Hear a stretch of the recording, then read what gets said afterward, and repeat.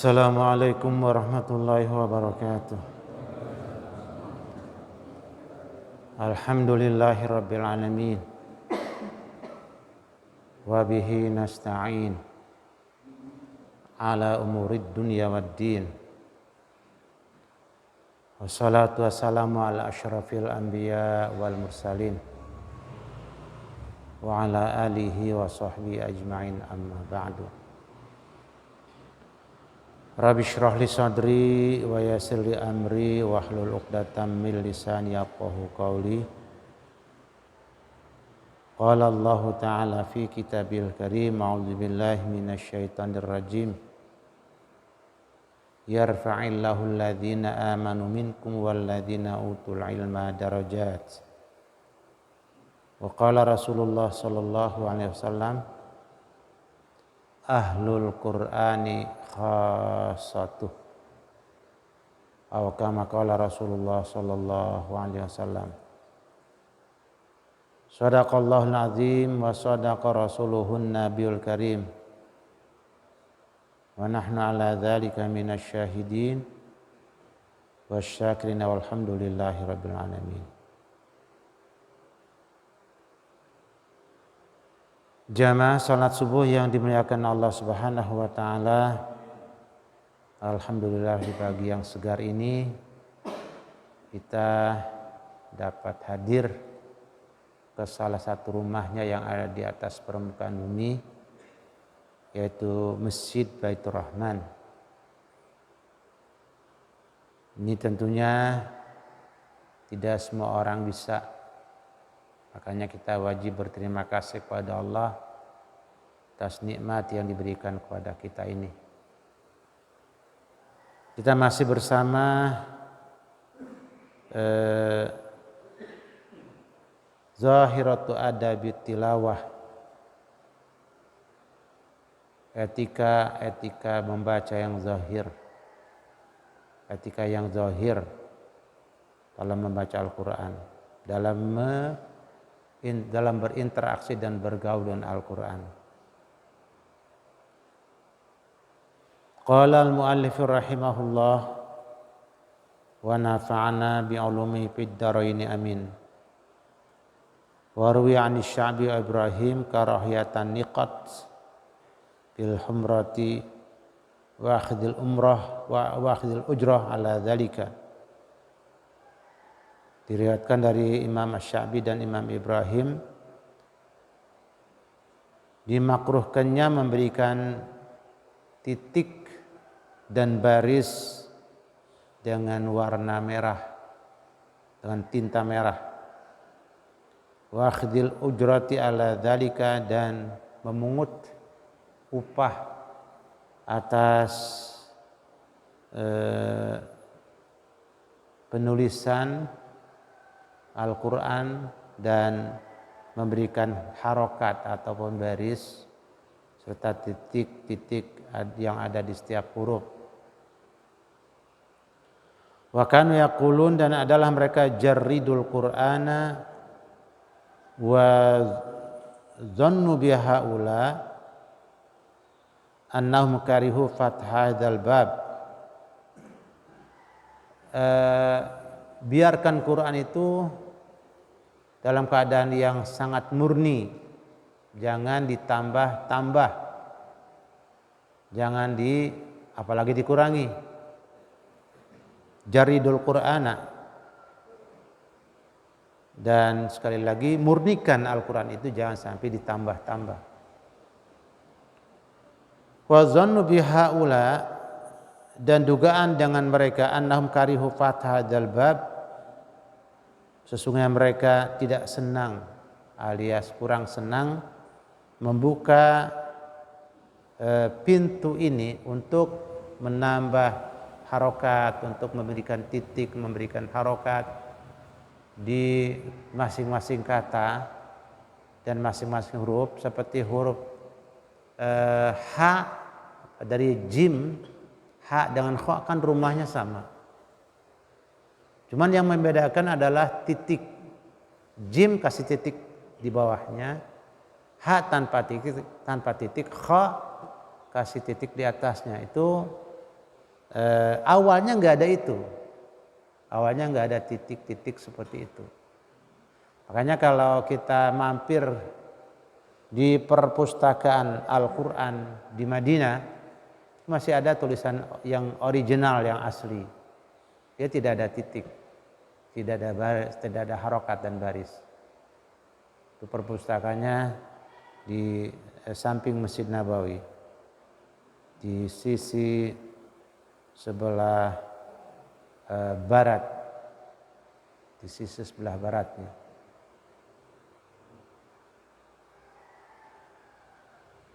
Ya, sebelah barat.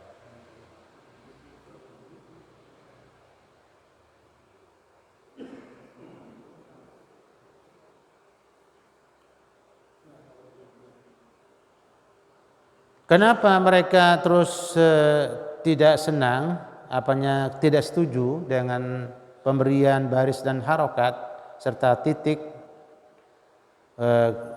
Karena mereka takut khaufan min an yu'addiya ila ihdatsid ziyadatin. Takut membawa kepada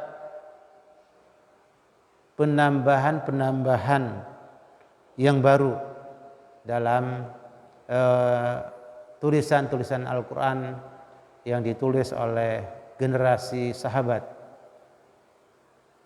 Karena kalau nanti ditambah keasliannya bisa jadi berkurang. Itu kata mereka.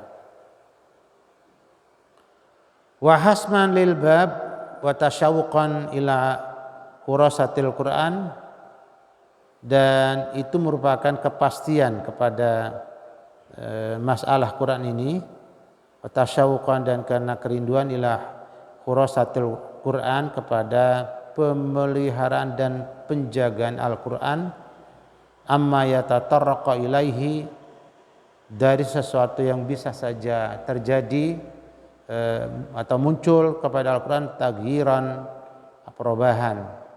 Itu dikhawatirkan, mereka khawatir takut nanti ada perubahan-perubahan yang membawa lebih jauh. Karena Al-Quran kan memang sudah jaminan dari Allah yang menurunkan dan yang menjaganya. Inna nahnu nazzalna dzikra wa inna lahu lahafidhun. Kami yang menurunkan Al-Quran dan kami juga yang akan menjaga keaslian dan keutuhannya. Dan terbukti di zaman seperti sekarang yang sudah sangat hiruk pikuk dengan mainan anak-anak,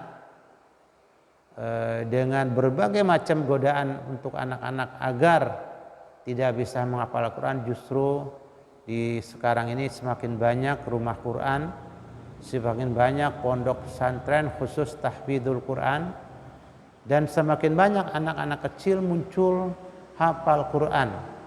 Seperti yang kita saksikan beberapa tahun yang lalu, ada Musa dari Kendari yang usianya 4 tahun, itu hafal Al-Quran 30 juz, sampai mendapat kehormatan diundang oleh Presiden Mesir untuk datang ke sana. Tentunya tidak sendirian, anak 4 tahun bersama siapa? Itu bersama ayah dan ibunya, bersama keluarga. Demikian pula ketika dia mampir di Mekah, mendapatkan kehormatan yang luar biasa dari kerajaan Arab Saudi. Wa idza lam yuaddi ila mahzurin, dan apabila tidak membawa kepada yang dilarang, wastaqar amnul ummah, dan telah mapan posisi kedudukan umat Islam, fihi ala ma yasul bihi mazidu ma'rifatin fala ba'sa bihi. Jadi kalau memang suasana sudah stabil, umat Islam sudah mapan dan punya tentara yang kuat, punya persenjataan yang modern dan canggih, punya pertahanan yang luar biasa, dan di situ tentunya kalau memang untuk menambah penjagaan dan pemeliharaan Al-Quran, dan sebaliknya artinya justru memang kita berikan tulisan-tulisan, tanda-tanda untuk justru menjaga keaslian Al-Quran, maka fala ba'sa bihi, itu tidak apa-apa. Maknanya boleh, silakan tulis Al-Quran, kemudian dibariskan juga boleh, kemudian kasih titik huruf-huruf masing-masing juga boleh, dikasih tanda berhenti dan seterusnya boleh, gak apa-apa. Ini tentunya para ulama yang sangat hati-hati dan memang mereka kuat hafalannya, ya mereka nggak kurang sependapat. Tapi bagi kita yang lemah hafalan kita, kemudian ingatan kita karena banyaknya mainan dan yang tertatap dan terdengar di telinga kita, kalau mereka kan yang terdengar, yang ditatap adalah suara, yang terdengar suara Quran. Sampai hari ini yang saya tahu di Mekah, di Madinah, toko kaset tuh nggak ada yang nyetel lagu-lagu. Toko kaset di sepanjang radius 3 km sampai lebih lah, katakan di Mekah pada umumnya itu tidak ada toko kaset yang kayak di kita memperdengarkan lagu-lagu terbaru yang terbit. Tapi di sana justru para qari, ya, para pembaca Quran yang suaranya memang lembut dan bagus-bagus, itu yang ditampilkan di toko kaset. Dan kita bisa beli para qari yang suaranya bagus, ya enak banget. Ya, kalau kita jalan dari Mekah ke Madinah, diperdengarkan juga bacaan-bacaan imam, bacaan qari yang beragam. Untuk itulah di sana sekali lagi itu memang sangat mendukung. Nah, di zaman dulu apalagi, ya, hafalan mereka ya jadi rutinitas wiridan mereka. Kita kan kadang-kadang wiridan banyak ayat Quran, hafal cuman berapa ayat gitu. Ya, padahal justru wiridan yang paling tinggi nilainya dan paling berkualitas adalah mengulang hafalan kita.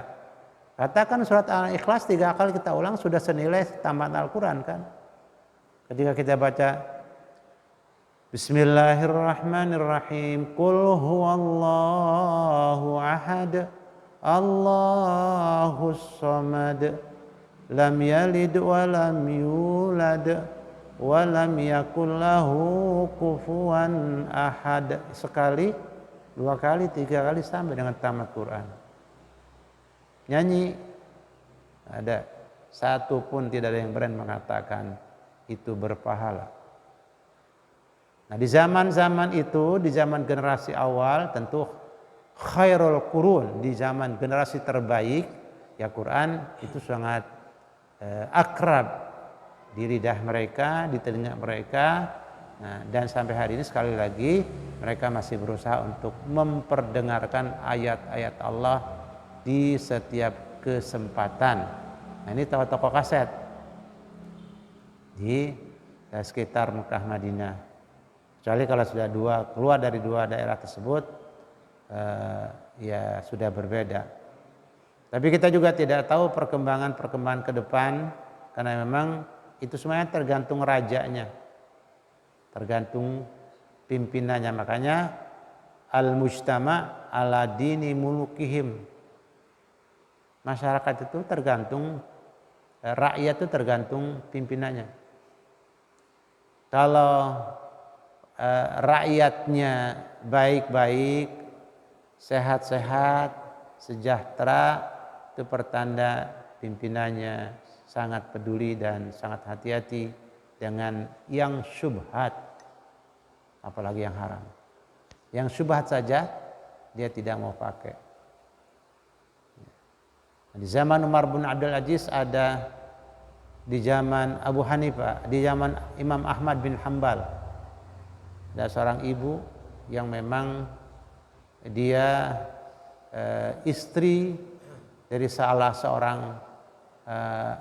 khalifah kalau tidak salah. Kemudian dia miskin.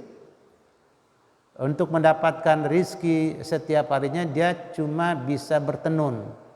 Dan bertenun tentunya itu harus di siang hari karena tidak ada listrik zaman dulu. Sangat terbatas lampu. Dia hanya bisa bertenun di siang hari pun kalau lagi ada matahari. Karena mata dia sudah semakin berkurang kemampuan melihatnya. Nah, satu saat ada pesanan yang luar biasa harus selesai dalam waktu cepat. Nah, tiba-tiba ada kayak zaman sekarangnya ada yang sedang camping. Nah, pada bawa kayu bakar dan menyalakan api unggun. Nah, disitulah istrinya seorang pemimpin di zamannya Ahmad bin Hambal, dia memanfaatkan sinar lampu, sinar api yang ada untuk menenun. Setelah selesai, kan lama tuh, selesai dia menenun. Pagi-pagi sadar, astagfirullahaladzim, itu sinar siapa yang saya pakai? Terang dari mana yang saya pakai? Kalau dari matahari kan jelas itu terang yang mustarak, milik bersama yang Allah berikan buat kita. Kan ada beberapa hal yang milik bersama, oksigen milik bersama. Kita bisa menghirup di mana saja. Kemudian api milik bersama. Kita bisa menikmati garam milik bersama. Kemudian air milik bersama. Nah, di Ciliwung bapak-bapak kapan saja boleh ngambil air Ciliwung. Air laut boleh. Kemudian kala itu adalah tempat di mana kita mengembalakan, kalau kayak di kita itu ada istilah padang stepa. Padang luas yang tanah itu bagian daripada daratan Indonesia, maka seluruh rakyat Indonesia bisa menikmati untuk mengembalakan hewan ternaknya di situ. Ya. Nah, ini beliau ini ada sinar yang dia pakai dari acara camping. Api unggun. Selesai pagi-pagi sadar, astagfirullah. Ini udah selesai nih tenunan. Tapi tadi malam saya menggunakan sinar siapa? Tanya dia sama Ahmad bin Hambal sebagai pakar hukum fikih. Begitu tanya, Imam Ahmad bin Hambal menangis. Terharu. Padahal dia istri seorang pejabat tinggi. Jatuh susah dan dia bertanya seperti itu. Luar biasa. Karena dia pikir itu masih syubhat. Sinar yang dia pakai dianggap syubhat. Syubhat itu tidak jelas. Apakah yang punya sinar itu menghalalkan? Sampai segitu. Subhanallah. Makanya apik benar. Apik. Ya. Betul-betul mereka hati-hati. Nah, kalau di zaman kita sekarang tentunya memang ada rekaman, ada flash disk, ada hard disk yang bisa menyimpan data Al-Quran, ya sangat dibutuhkan. Karena takut di zaman sekarang orang semakin banyak yang lemah daya ingatnya dengan lemah daya hafalannya. Kenapa? Karena memorinya, dia punya akal itu penuh dengan data-data yang tidak penting. Ya, data-data yang tidak perlu masuk ke sini akhirnya penuh. Ya kayak hard disk kekuatannya 500 giga atau 1 tera misalnya, itu kekuatannya sekian giga, kemudian kapasitas itu sekian terus masuk terus, kan nanti lama-lama jadi lemot. Kayak nggak bisa, jadi lemah daya tangkapnya, daya rekamnya lemah. Nah, kita sekarang di zaman ini sangat perlu tulisan Al-Quran dengan harokatnya, dengan titik dan tanda-tanda bacanya. Bahkan bukan sebatas itu, alhamdulillah kemajuan teknologi sekarang ini juga bisa menyimpan data Al-Quran secara utuh dalam benda yang sangat kecil.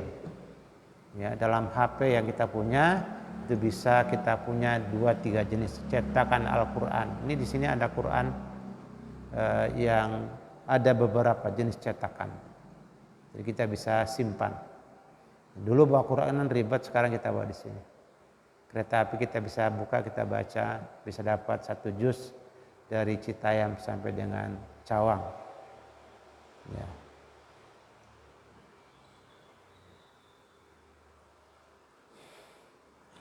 Wala yamna min zalika kaunuhu muhdatsan. Ya tentunya dalam hal itu juga tidak dilarang walaupun itu adalah sesuatu yang dianggap bid'ah.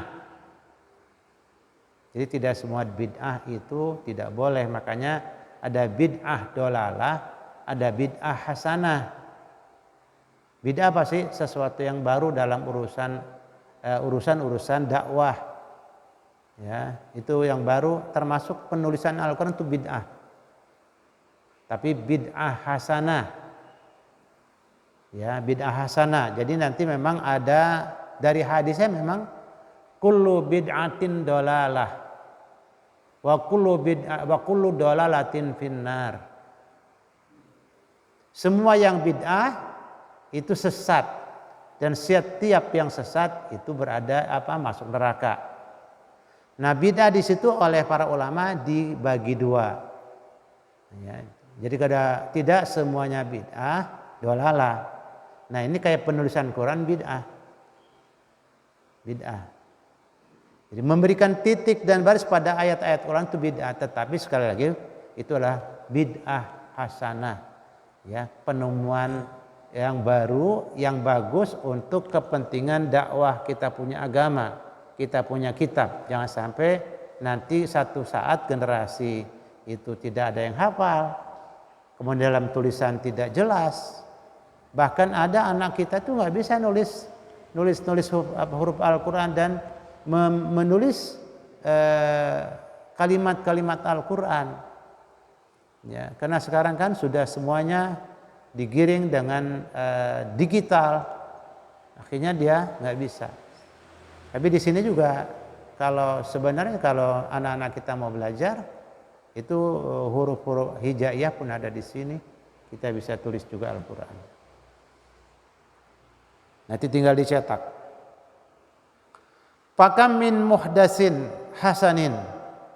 Berapa banyak yang bid'ah, yang sesuatu yang baru, yang bagus. Ya, pasti banyak sekali. Banyak sekali yang baru, yang juga itu nempel dan merapat ke urusan agama.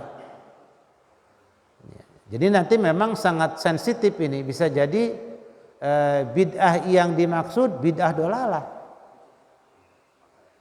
Bisa jadi bid'ah ini adalah bid'ah hasanah karena sensitif dan tipis bedanya. Di situ harus betul-betul memang yang memberikan penjelasan itu harus cerdas dan tangkas, terampil, dia punya kemampuan untuk analisa hukumnya tinggi, hingga tidak mudah-mudah memvonis itu adalah bid'ah dolalah, bid'ah yang sesat. Jadi nanti bedakan antara media dakwah dengan materi dakwah. Kalau media dakwah bisa terus berkembang. Kalau materi dakwah nggak bisa berkembang. Artinya apa?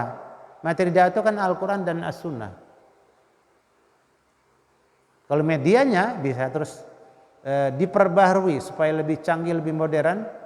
Seperti sekarang kita ngaji di sini, teman-teman di Jogja bisa ikut ngaji. Teman-teman di Sumatera bisa ikut ngaji. Teman-teman di Medan bisa ikut ngaji. Padahal kita ngajinya di Kampung Hutan, di Masjid Baitur Rahman. Itu tentunya itu media. Kalau materinya tetap adalah ayat-ayat Allah dan hadis-hadis Rasulullah yang kita sampaikan, itu materinya. Jadi nanti jangan disamakan antara materi dengan media. Media bisa terus berkembang dan bisa terus diperbarui, bisa jadi terus bid'ah. Tapi kalau materi tidak boleh berubah. Kayak sholat zuhur, materinya sholat zuhur jangan berubah. Sampaikan sholat zuhur materinya sesuai yang Rasulullah ajarkan kepada kita. Sholat asar, kemudian sholat maghrib, sholat isya dan sholat subuh. Sholat subuh bagaimana? Ya waktunya sudah disampaikan oleh Nabi antara sekian-sekian. Ya, terbit fajar masuk subuh. Berapa rakaat? 2 rakaat. Jangan ditambah menjadi 5 rakaatan. Enak nih pagi-pagi berolahraga 5 rakaat aja, enggak. Itu namanya bid'ah baru, yang dolalah tuh. Tapi kalau media mengajarkan sholat subuh, bisa dengan animasi, film anak kecil-kecil, boleh pakai itu. Mengajarkan wudhu bisa juga dengan film animasi, itu media mengajarnya. Tapi materi wudhunya itu juga, ya itu juga. Itu yang nanti harus dipahami antara materi dengan media, ya. Jadi nanti begitu banyak yang baru dalam kelihatannya kan kayak emang bagian daripada agama, tapi sekali lagi itu bukan yang materinya. Kalau materinya nggak akan pernah berubah dari sejak zaman Nabi kita sampai hari ini. Ya, materinya apa? Al-Quran dan As-Sunnah. Materi teori penyampaiannya bisa sangat beragam. Dulu kita ngaji zaman kita masih kecil, Bang Oo, Bang Saman, itu pakai juz amma, teori Baghdadiyah. Tapi sekarang juz amma banyak ditinggalkan oleh anak-anak sekarang karena memang mereka inginnya lebih cepat, lebih praktis. Kenapa? Makanannya lebih cepat, maunya mie kan, fast food. Dia pengen cepat. Dia belajar pakai Iqra, A, Ba, Ta, Sa. Terus ntar I, B, nah, C, terus begitu. Nah, kalau kita kan alif, ba, ta, sa. Mereka enggak A, ba, ta, sa. Ja, ha, kha, da.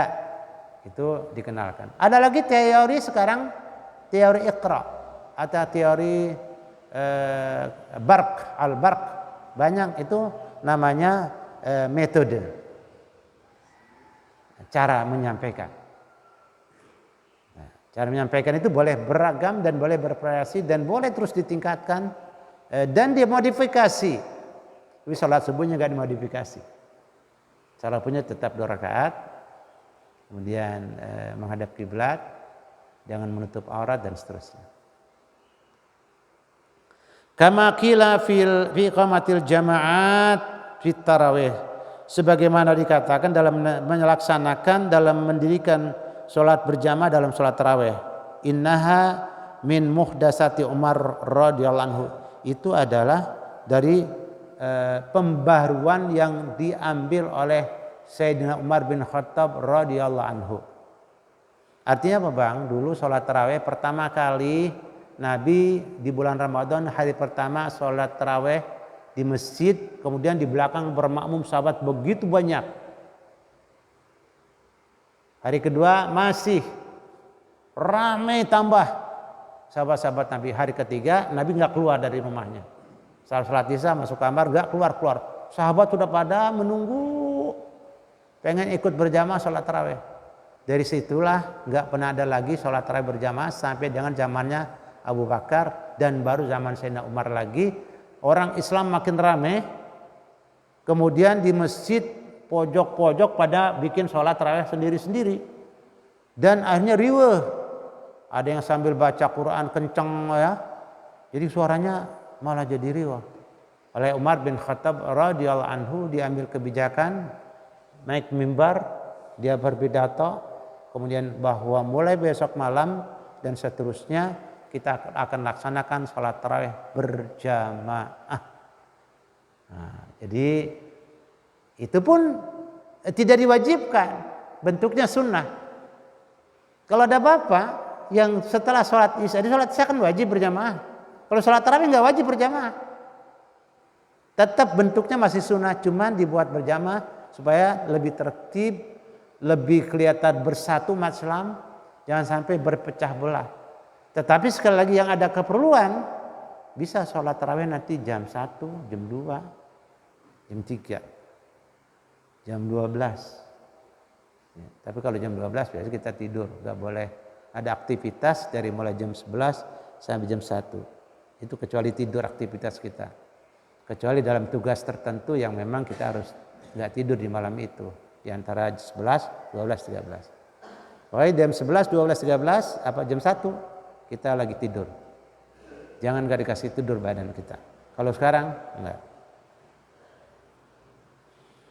Ini nanti yang namanya yang bid'ah itu sangat sensitif, jangan mudah-mudah mengklaim itu adalah sesat. Wa kullu bid'atin dolalah, iya dalam hadisnya kayak gitu. Itu yang terkait dengan urusan materi agama. Tapi kalau media agama, medianya sangat beragam. Baju ini media. Yang wajib menutup aurat. Wajib menutup aurat itu wajib. Baju media. Medianya nanti potongannya bisa beragam. Bapak boleh pakai baju koko kayak kebanyakan di kita buat bapak-bapak. Silakan. Yang penting tidak susah di badan. Ibu-ibu boleh pakai gamis, boleh pakai baju yang lebih gombrong lagi, boleh pakai pernak-pernik, boleh. Itu media menutup aurat. Tapi menutup auratnya adalah hak yang paten, tidak boleh dirubah-rubah. Tapi bajunya, warnanya, potongannya ya boleh dirubah-rubah. Nah, kita kalau niatnya menyampaikan dakwah di tengah-tengah umat, membaca sejarah Islam, membaca sejarah perjuangan Nabi boleh dengan media yang beragam. Dengan apa? Lewat televisi, pakai drama silakan. Tentang kisah perang Badar, pakai drama bagus. Pakai lewat peringatan yang kita adakan rutin setiap tahun, silakan. Itu media. Kalau ada teman yang belum enggak sependapat, ya silakan aja. Tapi Anda tidak boleh menyalahkan dan tidak boleh mengklaim Anda yang paling benar, dia yang salah. Anda katakan itu adalah sesat, enggak. Jangan bilang sesat dulu. Duduk dulu sama-sama diskusi. Sehingga nanti kita bisa keluarkan fatwa. Jangan terus kita berfatwa di atas mimbar. Belum membaca ayat-ayat dan hadis-hadis yang terkait. Itu sekali lagi hal-hal yang nanti harus kita pahami. Kalau enggak kan kita antara umat Islam cuman gara-gara kunutan. Enggak tahu hukumnya. Kunutan itu sunnah muakkadah. Bersaudara sama Islam wajib. Mutlak tidak bisa ditawar-tawar. Nah, yang mau kunutan silakan. Saya termasuk kunutan. Ya enggak apa-apa. Kenapa? Sunnah. Artinya kalau nggak kunutan sholat subuh sah. Bapak boleh bermakmum belakang imam yang tidak kunut. Bapak juga boleh berkunutan.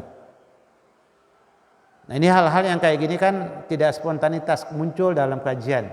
Ini karena pas di sini Imam Ghazali menyebut dan memberikan contoh terkait yang dari awalnya dari penulisan ayat-ayat Al-Quran dan surat-surat yang ada di Al-Quran itu boleh nggak? Kita kan jadi ragu, apalagi Pak Saiful suka nulis. Tahu jadi hukumnya, jadi saya nggak merasa berdosa. Nah, tinggal posisi-posisinya yang aman sehingga tidak merendahkan ayat-ayat tersebut.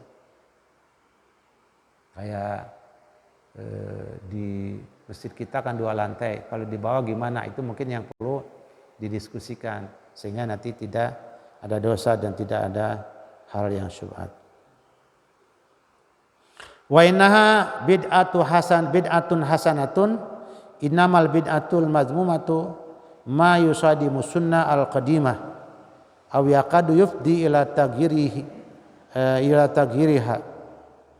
Nah, sesungguhnya bid'ah yang dilaksanakan oleh Umar bin Khattab itulah bid'ah yang bagus. Ya, tapi ini dalam hal ini juga masih ada orang yang berbeda pendapat. Itu saya ahlan, silakan. Kenapa?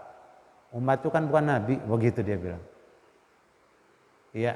Tapi kan kita bisa ngomong lagi, alaikum bisunnati wa sunnatil khulafair rasyidin al mahdiyyin. Kamu wajib berpegang teguh atas apa? Atas hadis-hadisku, atas sunnah-sunnahku dan sunnahnya para khalifah yang memang mendapat hidayah dan taufik dari Allah Subhanahu wa taala.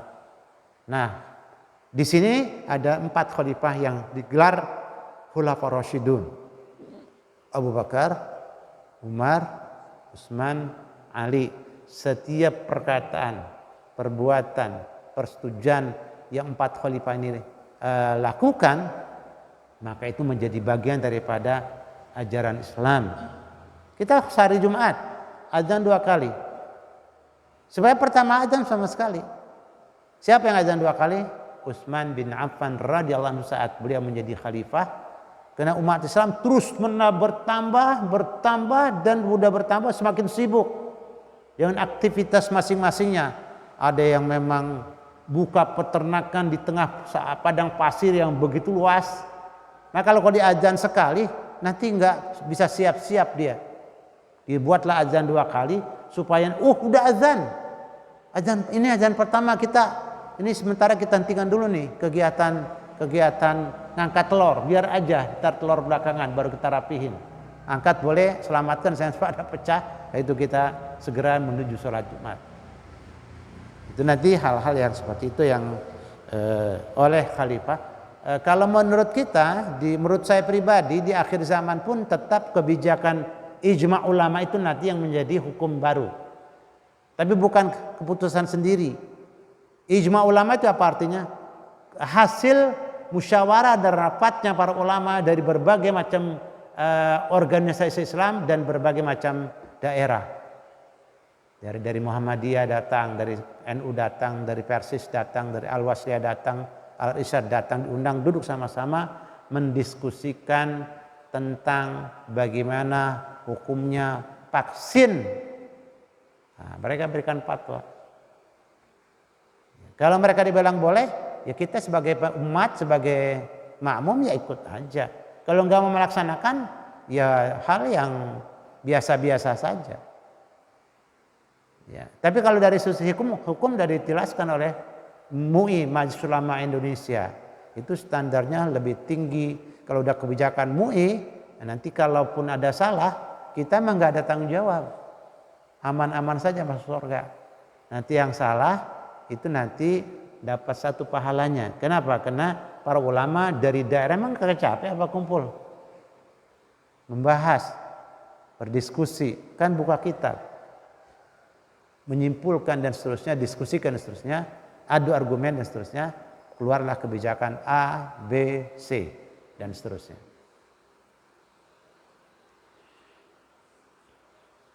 Innamal bid'atul mazmumatu, sesungguhnya yang dimaksud bid'ah yang sesat, bid'ah yang tercela, ma yusadimus sunnatal qadimata, itu adalah sesuatu kebijakan atau aktivitas atau kegiatan yang menabrak yusadim. As-sunnatal qadimata adalah sunnah yang sudah paten dan permanen di zaman dulu. Artinya materi-materinya. Materi. Kalau bertabrakan kebijakan sholat subuhnya diundur setengah jam, itu masih nggak ada masalah. Dari waktu azan setengah jam baru kita sholat, itu masih nggak ada masalah. Tapi kalau ada karena ini suasana gini, maka kita sholat subuhnya setelah terbit matahari, itu salah. Karena itu bertentangan dengan materi. Tapi kalau kita sholat subuhnya nanti kita atur, ibu-ibu nanti di rendah tahap awal supaya nanti tidak ada ikhtilat bainan nisa warjal, itu hal yang boleh.